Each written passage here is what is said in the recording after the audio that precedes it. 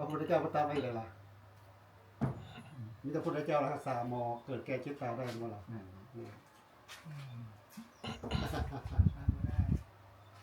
ร่างกายที่รักษาดีขนาดนั้นสุดท้ายมากกับมันก็จะตายที่เก่าล่ะไม่ล่ะ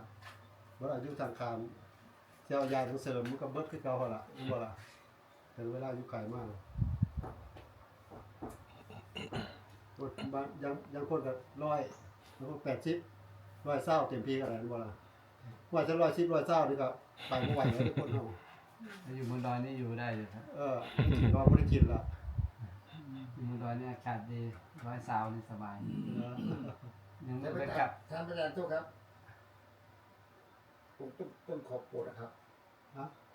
ว่าเพิ่นเจ็บคอเล็กๆน้อยๆที่มื้อเช้านี่ล่ะตกหมอนมื้อเช้ามาหายแล้วบ่ได้เป็นหยังดอกตั้งติให้มันฮ้อนๆหน่อยนึง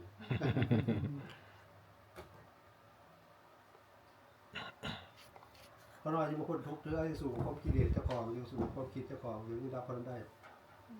ที่พ้นดับได้น้องชายเขามาดับได้แล้วก็ซิกไปแล้วมันเก่งเกินมันเก่งเกินแล้วเพิ่นจะภูมิใจที่เพิ่นออกไปซะสอนบ่ได้แล้วมันเก่งเกินนะครับเก่งเกินแล้วผู้อีกอะน้องชายบวชได้4พรรษา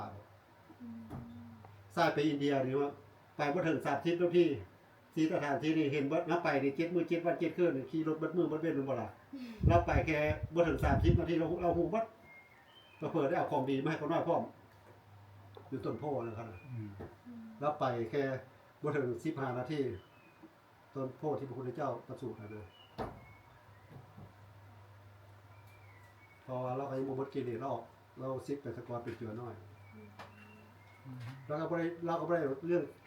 นั่งภาวนากับศีล10นี่ล่ะกับกรรมฐานเท่านี้ล่ะแต่ว่ากิเลสว่าอายุ11ปีมันดับได้ไวเอาซะมาให้ได้ไวแล้วนึงก็บุญกุศลปรมีเก่าแล้วเด้วันนี้จะไปสายตอนดีครับมั้ยวันนี้กลับไปที่วัดเนี่ยที่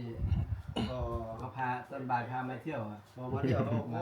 กราบพระกับหลวงพ่อมาหิวน้ำแล้วไปหาพ่อกันอยู่พ่อว่าเขาอยู่อย่างนี้เล่า3คนพระอันไทย3เรา2เรา2ไทย3ไทย3เรา2เนาะไทย4ไทย4อ๋อพวกมือไทยก็อุดมสมบูรณ์ตัวญาติโยมมันธรรมะกับพุทธปฏิบัติกับพุทธครูบาอาจารย์แล้วพวกอื่นตัวครับมาติดตามไทยก็